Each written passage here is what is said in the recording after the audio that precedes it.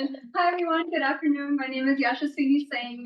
I have definitely seen everybody in this room before, but I haven't met everyone in this room before. So I hope that we can take this chance as a formal introduction. Specifically for those of us I haven't had a chance to say hello in person. I think most of us are on the 8th floor, and so happy to chat anytime about this paper, research. Relatively new at Brown, as you can tell, so it's great to be here. The title of my paper that I'm going to present today is Physician Professional Fees in Private Equity and Health System Affiliated Physician Practices. So I want to start out by motivating the specific questions that I look at in this paper. And then what I want to do is summarize the paper for you in 15 minutes. And then we'll take a step back. If you have any questions at that point, happy to take them, happy to answer them. But then what we'll do is we'll do a deeper dive into the data sets I use, my empirical methods. At that point, if you want to trail off, that's fine. But then I'll get deeper into the results and then close with a couple of points on why we should care about these topics. What is the policy takeaway here? Why should we as researchers be paying attention to this? But also, what is the policy significance, given that we are in a department of health services, policy, and practice? So I want to start by saying in the United States, a lot of outpatient services are provided in both hospital settings, think your traditional hospital facility, but also non-hospital settings. And what do I mean by non-hospital settings? This can take the form of physician practices, clinics that are run by physicians, where care is delivered primarily by physicians, as well as something called ambulatory surgery centers, which are outpatient centers similar to physician practices where surgeries can be provided. So think of these as a setting that might be an alternative setting to hospitals for outpatient surgeries.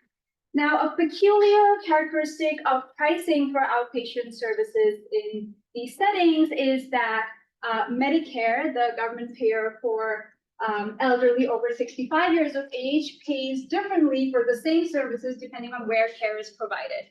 So in particular, prices for outpatient services are higher in the hospital-based settings than in non-hospital settings. Again, when I say non-hospital throughout our time today, I mean both physician practices and ASCs. So here's a summary of what researchers have found, what estimates from the Congressional Budget Office and MedPAC and other government agencies have found. Essentially, Medicare pays between 75% and over 200% more for the same services, just based on differences in site of care. Because a lot of commercial insurers in the US follow pricing set by Medicare, you have a similar price difference across site of care, even within commercially insured populations. So I have summary that shows commercially insured services are reimbursed more than double, so 145% more if they are provided in a hospital setting compared to the same set of services provided in non-hospital settings. And of course, this translates into higher costs for patients as well, who often face differences in out-of-pocket payments based on where the care is received. Now, you might think hospital-based prices are higher because hospitals might be delivering higher quality care or might be seeing more complex patients and so on.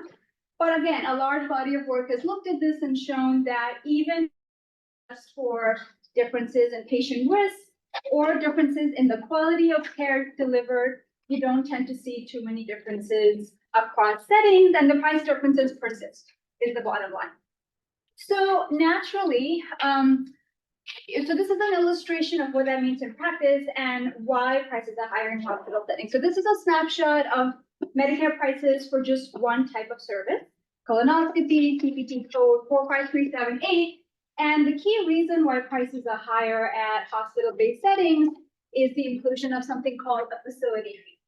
Now, prices can be decomposed in general to a facility component and a professional component. Think of the physician fee or the doctor fee or the professional fee as the price paid for physicians, price paid to physicians for their services. And think of the facility fee as a portion of price that is paid for the hospital to cover its costs, to maintain capacity. It's really something that goes to the facility rather than professionals delivering care. Now, Medicare policy allows facility fees to be charged more at hospitals, and you see this translates into almost a 300 difference just coming from facility fee for the same service, again, provided at two different settings of care. Can we think of this as like variation in indirect rates across colleges? Sure. So naturally, these differences in prices have led to a lot of policy debate and concern and momentum to understand why prices are higher at some settings if we're not getting the same quality. A lot of this policy focus has been on hospital-based prices, rightly so, based on the last slide. And the emphasis has been in particular on regulating facility fees as a way to control overall healthcare prices or overall healthcare spending. I have some screenshots of news articles and government reports from the last year or two. In particular, states are really leading the charge here. You've seen New York, Connecticut, Oregon, and others introduce bills and pass bills that look specifically to regulating facility fees as a way of slowing hospital-based spending. Chris. So I think a lot of the state facility fee legislation, a lot of the news stories are around facility fees for professional-based services versus what drives a lot of the Medicare and also commercial side of care differential is just, there's still facility implications. It's much larger facility fee in the hospital setting.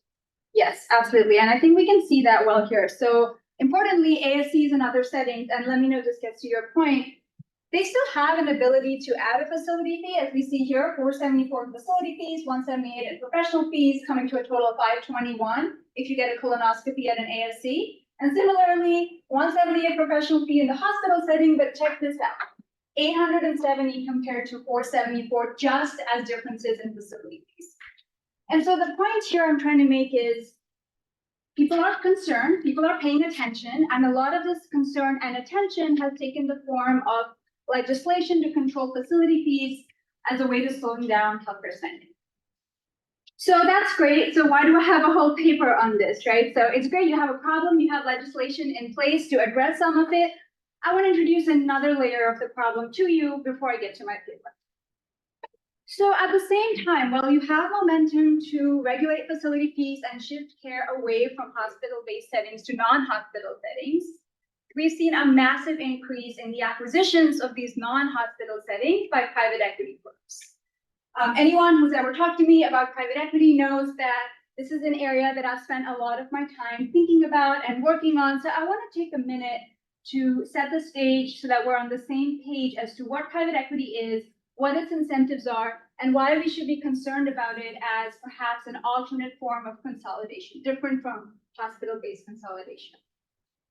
So again, taking a step back, bear with me if this is all familiar to you, but there are a lot of new faces here, so I want to make sure that we're all on the same starting page here. So private equity in general refers to an alternate form of investment where PE firms raise capital from limited partners.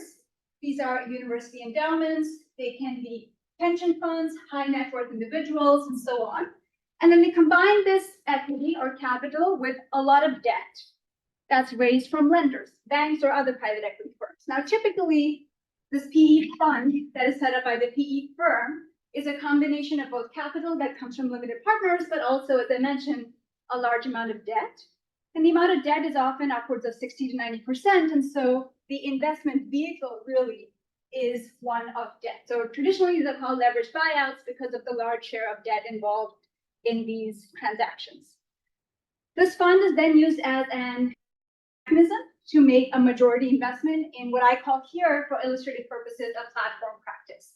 Now, this is a practice that has great brand recognition, might have a loyal stream of patients, established market share. In this example, it's a practice of 3 physicians in a market. Now, depending on state regulation, PE firms might make this acquisition through a management services organization.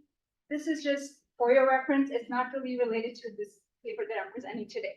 But anyway, you have PE firms making a platform acquisition. And then of note, in the physician practice setting, the private equity growth strategy is one of consolidation. So after you have an acquisition of a platform practice, PE firms will gradually increase market share by undertaking what are called roll-up acquisitions of smaller practices. So you have roll-up A of 2 practices, another acquisition of one physician, another acquisition of 4 physicians, and then suddenly you're in a setting where you have one firm that employs 10 physicians in a market, even though each individual acquisition was just a handful of 3 or 4 physicians per practice. So this type of roll-up consolidation strategy allows private equity firms to, 1, increase market share, 2, leverage economies of scale, but also 3, importantly for the PE investors, it allows them to capitalize on size as a way of increasing the valuation of the practice upon exit. And what does exit look like? Again, from finance and the investment sort of industry literature, we know that exit can take the form of 3 potential paths. You can have private equity firms listing the platform practice on a public stock exchange for the first time, so an IPO, or PE firms can sell the practice to another PE firm, which in physician practices seems to be the dominant exit strategy, or you can have PE firms selling to a corporate investor. In healthcare, this might take the form of a hospital system or an entity such as Optum. So I lay this out here, 1, to get to PE's incentives. 1, the incentives are to quickly generate firm value and exit. Typically, exit is in 3 to 7 years. Again, we have some work that shows it's actually on the shorter end of the timeline. It's in 3 years in physician practices. But also, I lay this out here to emphasize this part of the growth strategy in physician practices. The PE strategy in physician practices is one of consolidation. And so if we look back to what we know from all of the research on consolidation in healthcare markets, we expect this to increase prices. So again, going back to Quick question before you leave that. So is there any research that has looked into how, or the reasons why this initial platform practice sell the practice to the PE firm? So what kind of sweetened deal do they get? Or so questions around why physicians choose to partner with PE, I think are very important, but there's so much secrecy around these acquisitions, NDAs, gag clauses, and so on, that there's very little that we can see as researchers. I will tell you from conversations with physicians, money is a big motivator. I think I mentioned this to a subset of people in this group, but the price that one physician got for a solo practice of just one physician was $8 million. And so I think as we see a generational shift with older physicians sort of done with the administrative burden of being the sole proprietor, and then younger physicians who may or may not have aspirations to be the partner one day, they want better work-life balance, some autonomy. Many physicians see PE as a better alternative to health system employment. So a confluence of factors, but very difficult to study empirically. So I want to get us back to the trends I laid out in the beginning. On the one hand, you have hospital-based spending, in part due to high facility fees, driving up the total cost of care. And this is prompting a lot of policymakers to consider proposals that would shift care from the hospital to the non-hospital setting. At the same time, you have a lot of these non-hospital settings being acquired by private equity firms that have also been documented to increase healthcare prices. So really then the key policy question that motivates this work is, if we look at these outpatient practices that are acquired by PE firms, do they remain lower priced alternatives to health systems after acquisition, or is PE eroding that price advantage that we've known outpatient settings to have relative to health systems? I can restate that policy question as a specific measurable research question, and that's what I look at in this paper. So in this paper, what I set out to examine is the effect of PE acquisitions of outpatient practices relative to health system outpatient practices. Now, if we think of health systems or hospital systems, because we're in the setting of outpatient services and outpatient facilities, what I really mean is comparing 2 types of settings that look very comparable. So we're not really looking at inpatient hospital gastroenterology care, comparing it to outpatient. These are both outpatient clinics. The only difference is one has the branding of a hospital system outside, and the other has branding of a PE platform, GI Alliance outside. So again, we're in the outpatient setting, we're comparing outpatient services, we're comparing prices for outpatient services, and thanks to our data, we can look at professional and facility fees separately to see, one, if anything's changing, two, what is the source of change. So really quickly, I'm going to tell you about the clinical setting we're in before I summarize my paper. So the setting we're in is gastroenterology, as might have been included in the paper title, I can't recall. But let me tell you why this is a clinical setting. So first, gastroenterology is a setting where we've seen a rapid increase in vertical integration of health systems and physician practices. The share of physicians that are employed by health systems has increased about 12 percentage points from 26 to 38% between, say, the last decade or so. And then at the same time, we've seen gastroenterology go from really 0% to 7% by 2019. And this is the paper from this past January, where it estimated between 2019 and 2024, the share of gastroenterology physicians in PE has doubled. And so this is not a trend that's slowing down. Does it compare with health system affiliation of gastroenterologists? I think, we're lacking data that lets us make that one-to-one comparison, but regardless, the point is this is a setting where you have a large share of physicians employed by hospitals and an equally or emerging large share employed by PE firms. And importantly, as I mentioned in response to Pedro's question earlier, a lot of physicians, gastroenterologists in particular, perceive employment by private equity firms as being a favorable alternative to employment by health systems. This can be because of a variety of reasons.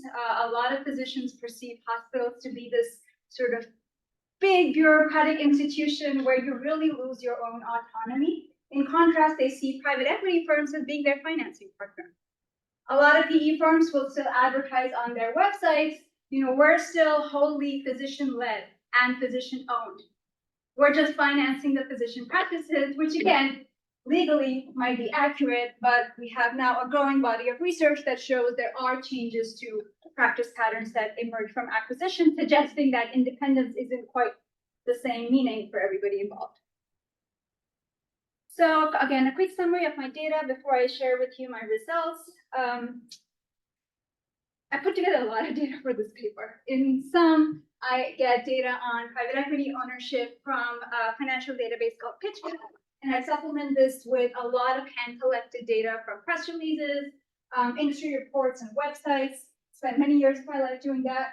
And then I collected data on health system affiliation from data sets from IQVIA, which is a physician registry of physicians in the US.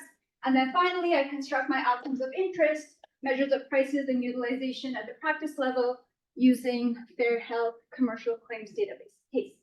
So in this setting, you might have mentioned it earlier, but is it the management services organizations that actually do the operational stuff, or is it private equity? They have more influence in that?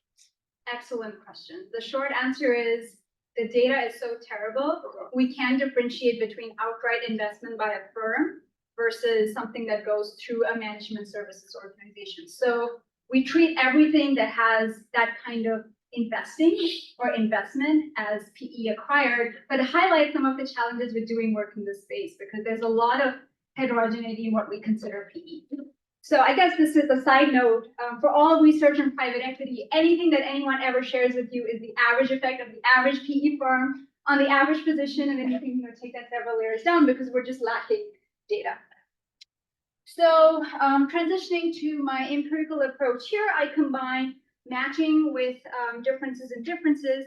The reason why I use a little bit of matching is because of this idea that acquisitions don't happen at random.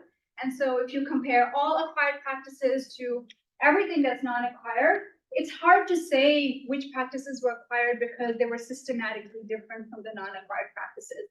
So the goal of the matching exercise is to construct a matched control data set that, at least on the basis of observables, looks randomly different from PE acquired practices in the year prior to any acquisition. And then we have our standard event study design. Identification comes from variation and timing of acquisition, which you can see here. I should have mentioned when we were on this slide, I have 126 acquisitions in the last 4 years or so. I guess it's 8 years now. But a lot of the acquisitions picked up starting 2018, But importantly, there's variation in timing of acquisitions, but also I'm able to link acquisition data to claims data before acquisition. So I can observe the outcomes of interest both at acquired practices and matched controls before and after acquisition. So that's great. Okay, so my paper in a figure is this event study plot here. So this figure summarizes results from an event study regression that looks at a measure of price, so allowed amount per claim. After acquisition, on the horizontal axis, we have quarters relative to acquisition, and on the vertical axis, we have prices. And so this tells us, basically, to summarize the entire paper on this slide, we find after acquisition, prices increase by about 19%. And all of this comes from increases in professional. There are no changes to facility fees. All of the PE-driven price increases are from changes to professional fees. We also see some changes in patient utilization, and then we look at somewhat crude measures of patient risk. That's the best that's available, and there we see no changes in patient risk. Yes, Jason. This is such an amazing figure. Just right, tells the story right there. I guess what's really odd to me is that if insurers were potentially willing and able to pay higher prices, why didn't these independent practices get that before? Were they just insufficiently sophisticated? The answer to that question is here. So before acquisition, you had, this one solo practitioner trying to negotiate with Blue Cross, and it's hard to bring the same negotiating leverage to the table, but you have a setting of 10 practices negotiating together across state lines, across specialties, and that gives you a lot of bargaining power. Yes. Do those physicians become salaried? Oh, how much of that margin do they get? Do we have any sense of it? I would love to get my hands on data that helps me understand how much of it trickles down to the workforce, right? Or how much of it is translated into improvements that shape care delivery. We don't really have data on that, but the first part of your question, do they become employees? Yes, they become salaried employees and retain some minority share. And that's how the firms are able to align incentives between investors and physicians, because if you are not committed to growing the practice, you lose out financially. And then you also have non-competes that lock you in. So not a great situation overall. And Sweeney, are there any facility fees that are being generated by these PE acquired practices are there any facility fees generated? at all? Yeah. And So there are, and it's because both health systems and PE firms in gastroenterology own offices as well as ASCs. And so in this paper, we don't have data to figure out where the facility fees are coming from, but I suspect it's coming from joint ownership of ASCs. ASCs, okay. If a physician or gastroenterologist does like a colonoscopy in a physician office, which is like 3 or so %, do they still get the facility fee for that, or is it just entirely professional fee? So I don't have that granularity in this data set to take a look at what services are being billed and where facility fees are coming from. But I think in HCC I would do that. Yes, Hannah, last question, and then I want to move on. I'll keep it brief. I'm just curious in terms of the increase in prices. Are you seeing that it's a change in the types of services, like more colonoscopies with polyps or that kind of a thing? The shift of the types of codes being used, I guess, that are higher reimbursed rates. Yeah, that's a great question. And also one of the limitations of this work is because the Fair Health Claims data we use for outcomes is de-identified, we're unable to take a deeper look into, is it service mix? Is it site of care differential? Are you just shifting everything to an ASC and that's how you're getting higher prices? Or are you doing, higher intensity E&M visits, for example? Those are all great questions, but unfortunately, I don't have the ability to take a look at them with this. Yeah. So I'll keep moving. I want to lay out sort of where this paper sits or fits in the context of literature around similar topics. And so some of this we already talked about, but there's a large body of work that shows a site-based payment differential for the same services, really for patients with the same risk conditions and similar quality of care. Hospital-based services are more expensive, and a lot of this has to do with facility fees. And then also, we've talked about this already, but a large share of these outpatient practices that hospital-based care is being shifted to is now owned by PE firms. And again, we know from other settings compared to independent practices, PE firms increase prices. And so this paper takes all of this literature here and makes these two unique contributions, right? The first is I take a look at PE-acquired practices and I compare them to the counterfactual of health system practices.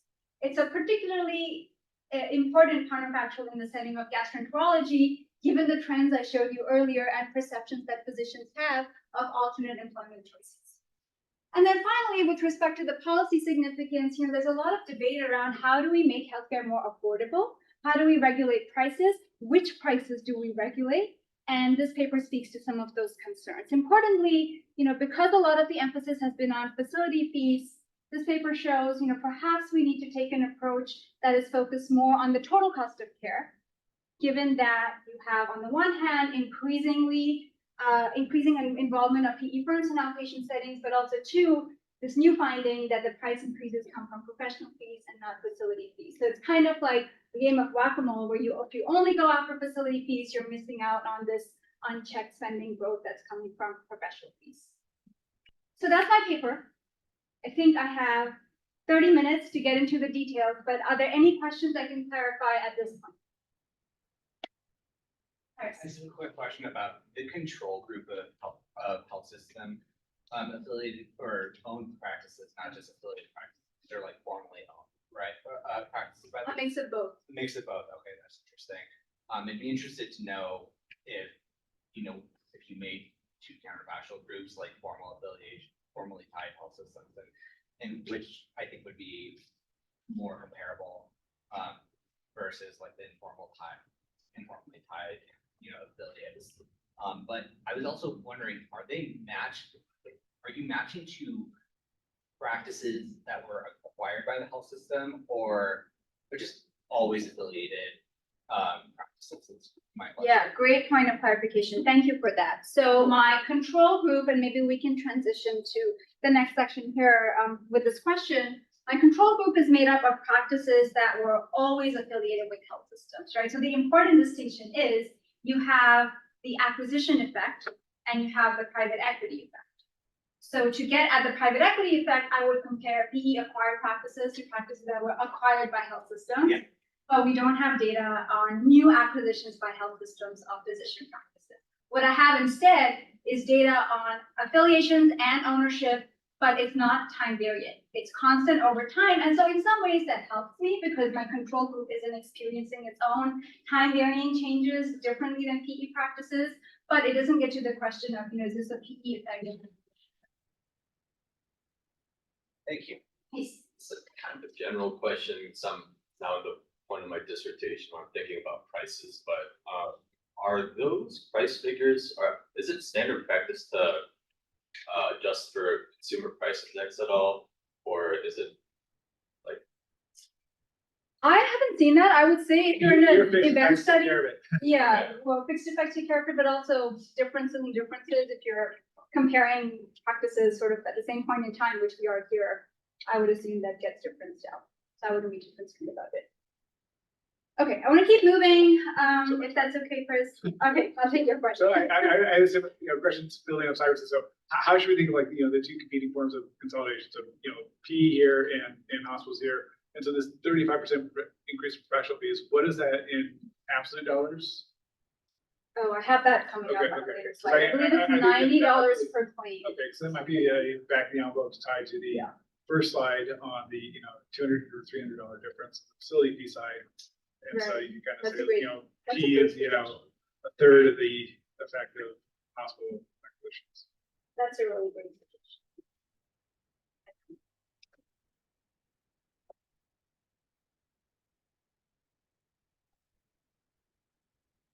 Thank you for that. All right, so as I promised, I'm going to spend a little bit more time getting into the weeds of my data construction and my empirical approach, although we've started to wade in that direction, so that's great. I get acquisition data from PitchBook. It's a financial database that tracks mergers and acquisitions across industries. It has data on names of acquired entities, timing of acquisition, location, although it tends to be the headquarters, not the actual clinic locations, and then also financing status means, is it PE backed, is it VC backed, so on. I linked that, or I should say, what is missing here is data on the physicians who are located at these practices, and I need that data to link to outcomes. And so I get around that issue by making an intermediate data linkage. I link data to IQVIA, which again includes information on physician national provider identifiers, the location of practices where physicians practice, and the ownership type, whether or not you're affiliated with the health system. And then because I link that to PitchBook, I'm able to see whether or not you're acquired by private equity. And then finally, I construct claims or outcomes of interest that span various measures of price and utilization to get at the question of differential change. Importantly, because Fair Health does not allow access to claim level data, it's de-identified and aggregated at the practice level. So all of the exciting questions that we were talking about a few minutes ago, unfortunately, I don't have the ability to take a stab at them in this paper. So what I miss out, ultimately, if you compare this slide and the next slide, is data on location of acquired practices and the specific physicians. It's all aggregated up to the practice level and then masked so that any interesting questions around service mix or geographic patterns and so on were limited here in that respect. So this again goes to some of the themes that we've begun to talk about. How do I specifically go about estimating these results? So I use a match differences design. I pair 3 match controls to every 1 PE acquired practice. And to identify my match controls, we test a whole variety of things, but what I present today in our time together is the specification that matches on size of the market that you're in, and then within 1 standard deviation of some continuous covariates, things such as patient volume, service volume, to get a baseline size. And then this is my, if you're looking for numbers and Greek letters, that's the equation I estimate. I have fixed effects for the matched cohort. And so a cohort is 1 PE acquired practice and 3 matched controls. And then also time, and then in sort of different iterations in the 40-page long appendix, there are different versions of fixed effects and so on. So I'd be happy to share that with you if you'd like to take a closer look. All right. So because I rely on matching to construct my match controls, I need to show you that matching actually is helping us here. And what we see here on this table is baseline attributes of PE acquired and health system affiliated practices before and after matching. There's a lot of numbers, but I'll just draw your attention to these boxes here. These are the dimensions along which, again, observable dimensions along which PE practices differ from health systems. So you have average prices, professional fees, and patient risk differing at health systems. Understandably, you might expect hospitals or health system practices to see patients that are higher risk than other settings. But then after matching, you see, we do a better job of trying to come up with an apples to apples comparison. So any significant differences between the 2 groups disappear. Unfortunately, we lose a little bit of sample size going from 149 acquired practices to 126, but it's a trade-off between precision, which we're able to get here because we're comparing controls that are more alike PE. All right, so this should look similar to the previous slide, but what we find is, and I'll go through the next couple of slides quickly because the format of the graph is all the same. On the horizontal axis, you have quarters since acquisition, and then I'm going to measure for the prices in dollars, and then for measures of utilization, it's number of patients. And so really quickly, we see allowed amounts per claim increase by $90, which translates to a 19% increase over baseline. All of these results are significant at the 1%. As I mentioned earlier, again, a lot of this increase is coming from increases in professional fees that increased by $172 or 35% over baseline. Aggregated across all post-acquisition quarters, we don't see any changes to facility fees, although there's some some interesting variation happening here would suggest that the questions that came earlier about, where are the facility fees coming from? Is it a mix in services provided or settings where care is delivered? This figure suggests we need to take a closer look into sources of facility fees. But anyhow, in this setting, we don't see any significant changes. I also look at some secondary outcomes here. We look at charge master prices and find charges increase by a lot as well. So PE acquired practices increase prices by about, or charge prices by about $180, which translates into 16%. And then because a lot of the emphasis on PE is on growth and practice expansion, it's of no surprise that we also see patient visits increase. And so you see 25 patients per quarter more, which translates into 22% over baseline. And then with respect to questions around changing patient composition, we have data on ATC scores. So we take a look to see if those change over time. And again, we don't see any changes there. So for the utilization slide on the previous one, how is that a 25 patient increase if the post period average is less than 10 and the pre is around 5? So the numbers in this box are from the difference in differences. You think it'd just be the average of the pre? It should, yeah, it should. I can take a closer look. Yes, Jason.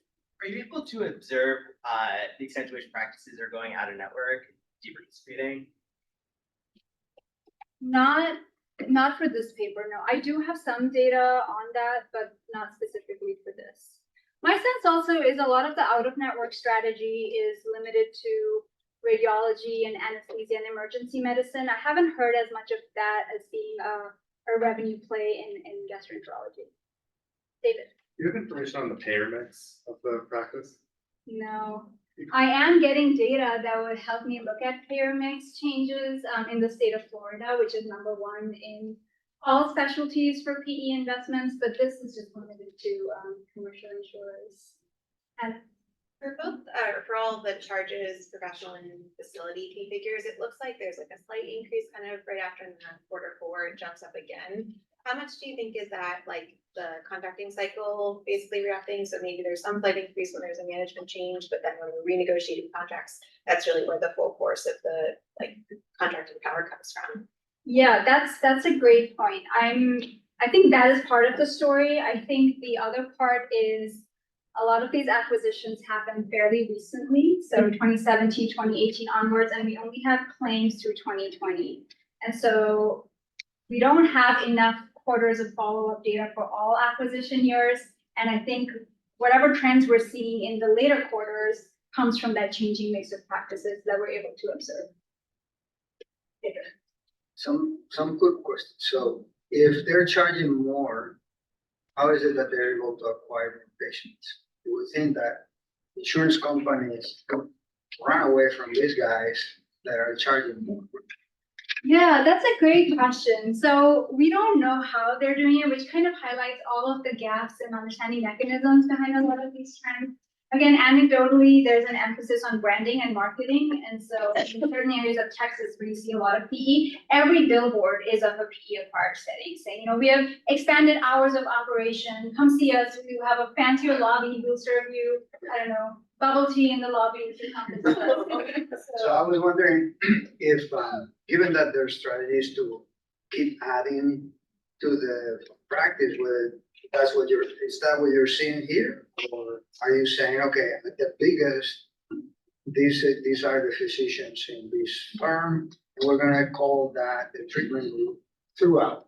Or are you modifying the treatment group depending on these new acquisitions over the post period? Yes, thank you for that clarifying question. So that's a very important point.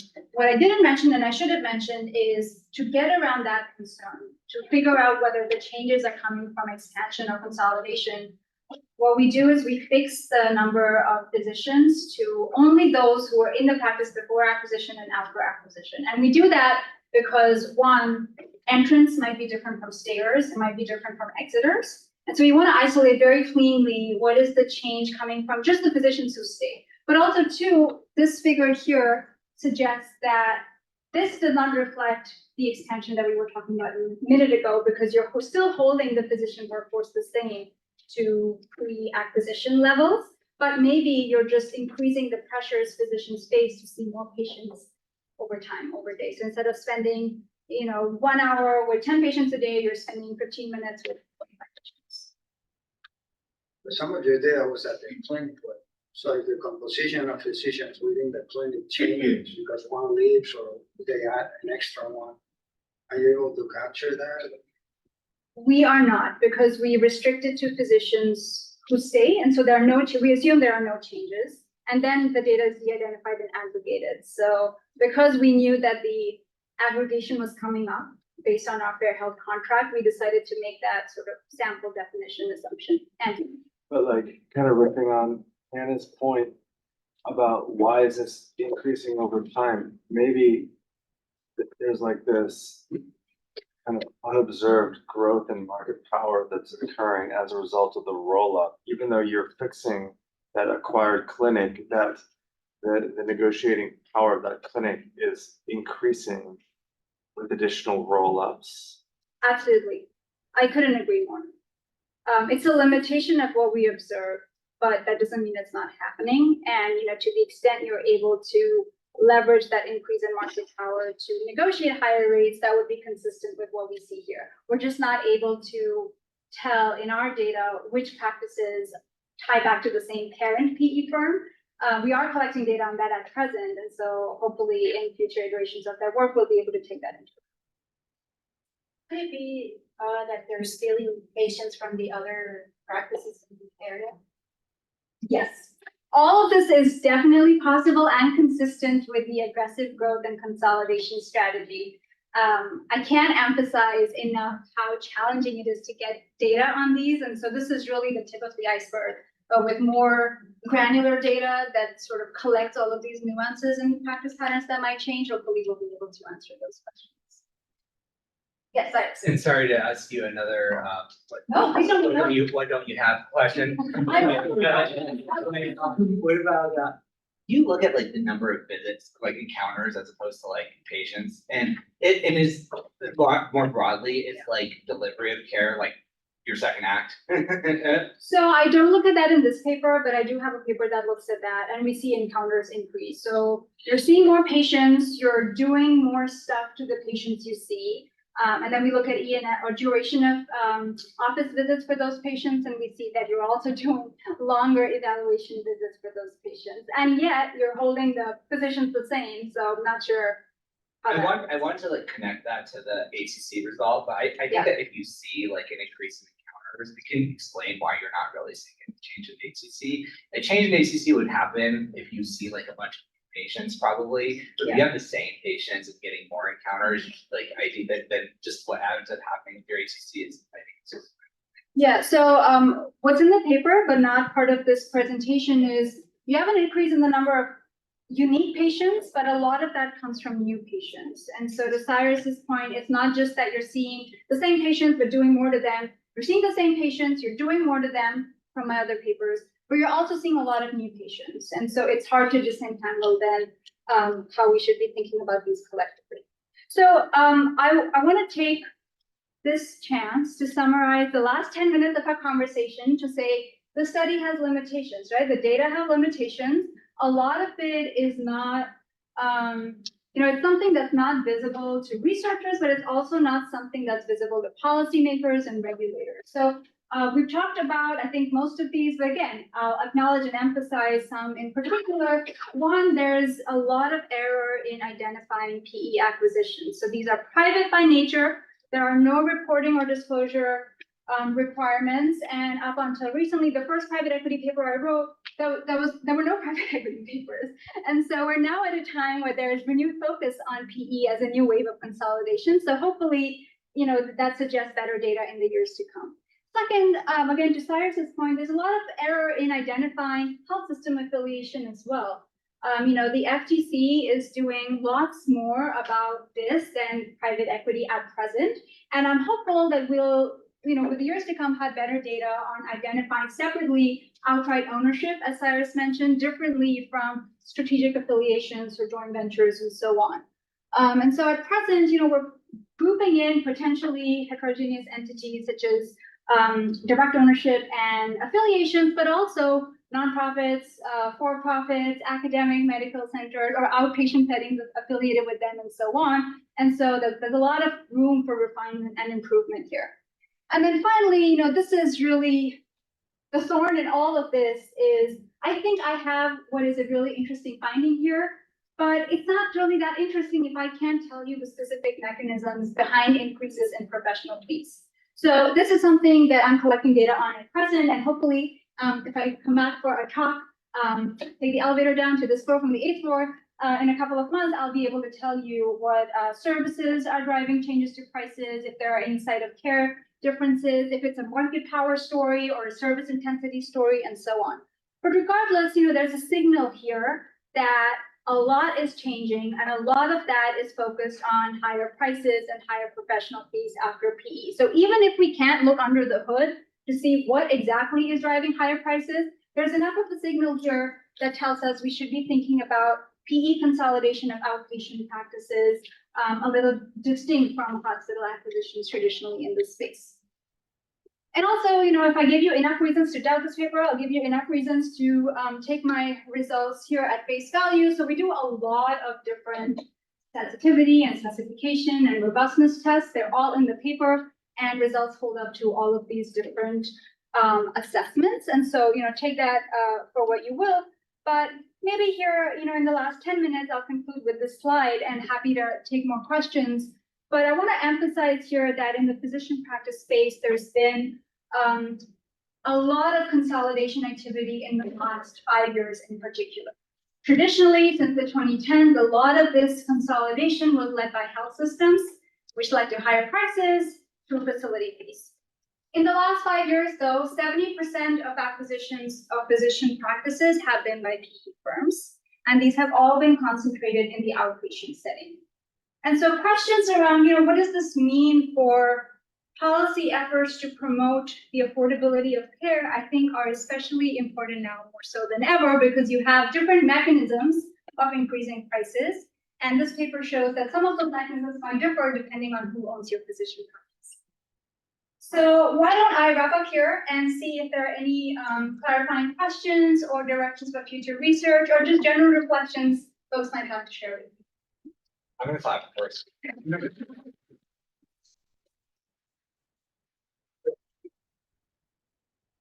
You're able to look at the non-PE firms that are left in those markets.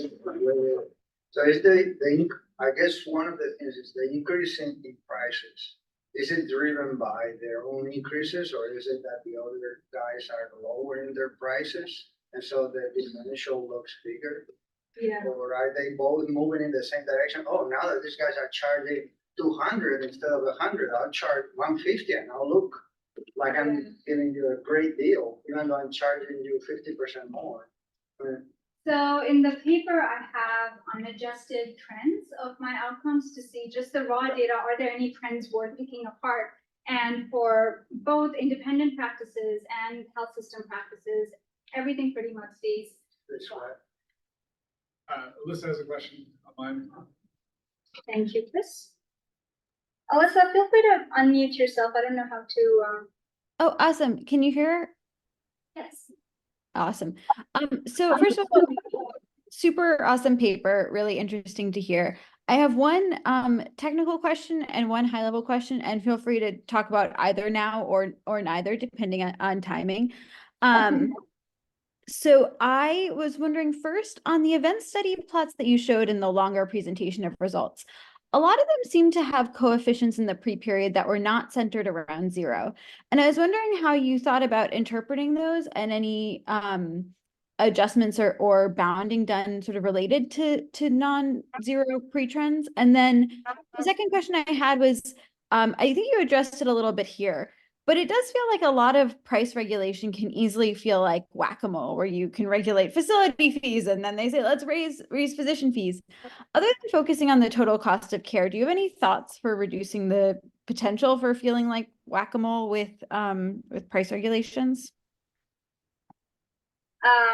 Thank you. So the first question, I won't try and go back to the slide, but essentially in the pre-acquisition period, we don't see no difference between PE and controlled practices. In fact, we see for the pricing outcomes, maybe it's easier to just go back to the slide, but the pricing outcomes, prices are lower than hospital-acquired practices before acquisition. So I thought that was an interesting finding to present rather than doing some adjustment or correction around it. Just the fact that, look, PE targets a firm, increases prices, but what happens to those firms before acquisition? They're really underpriced relative to hospital systems. And that's consistent with what I've heard from speaking with physicians is the pitch that's made by PE firms and PE investors to physician practices is look at the big bad hospital guys negotiating high prices. Come join us. We will help you negotiate with them and compete with them. Why should you get underpaid? And so, to me, looking at this figure, I sort of sense that story in these pre-acquisition coefficients. But I will admit, I would love to chat offline about potential adjustments you might consider and how that might change results as well. I think this comments more that the reference period is -7 instead of -1. And I think you had the robustness that if you change it to -1, the reference period, that things are same. So it's just a question, we can't observe what happens between 7 and 6. Sorry, what is? So I think T-7 is the reference period that falls out. And Oh, it's, okay. yeah, and so I think that was, Yeah, so I have a version in the appendix that goes to T-8, which is as far as we can go back and we kind of see the same trends here and similar trends here, but with larger standard errors. But Alyssa, if that doesn't speak to your question, please, or we can chat offline too. That's super helpful, thanks. That like there's an effect at the time of treatment at like T0. Basically, like the trend looks good up until the immediate period preceding the PD acquisition. Like that's what this study is telling me, that there's something right at the the introduction of those, that like the immediate preceding.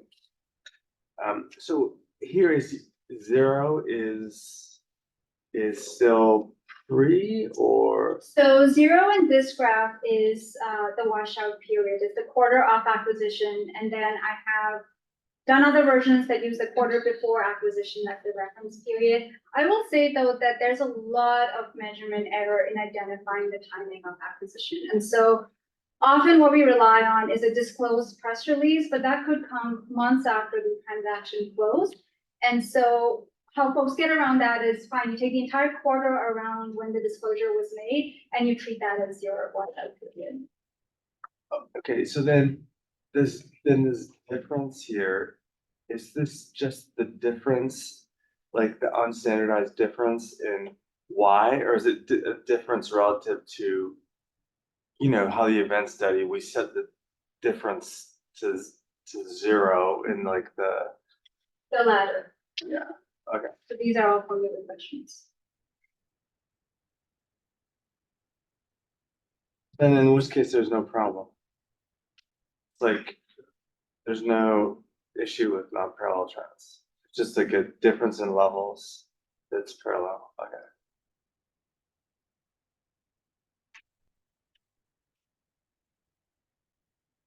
Alyssa had another question about policy efforts, if you can characterize it as such, how to avoid playing whack-a-mole. I don't know that I have the solution here, but there's a toolkit at disposal here. Price regulation is one aspect of it. A lot of the recent momentum has been on the antitrust and competition side from the federal authorities, but also your state attorneys general offices.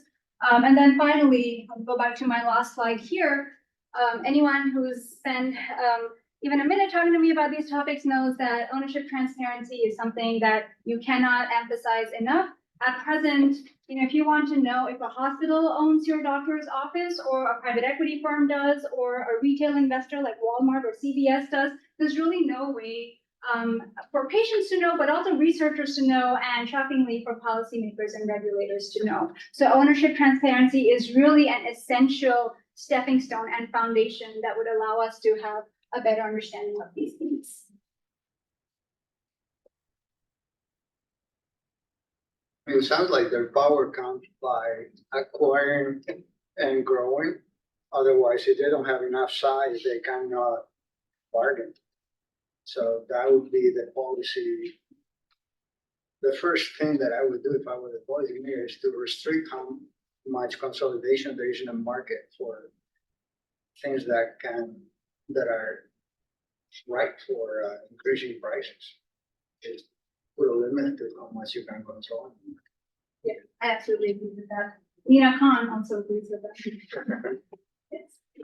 As a softball end, you talk about lots of different types of data, like so much of this conversation has been about what types of data doesn't exist. And so if there was one particular kind of set of data points that you could have, or one particular variable that could exist that you think would really help you understand this picture better, what would be the one thing that you're most excited about? Yeah, thank you for that. I would say this bottom line here, so, having an infrastructure in place to track changes in ownership is essential. We have it in an imperfect way, but we have it for nursing homes, we have it for hospitals. In the physician practice space, it's really unregulated, in part because they're so fragmented. How do you do it in a way that reduces the burden for physicians to having to meet those reporting requirements? But there has to be a better way for us to know of ownership changes, because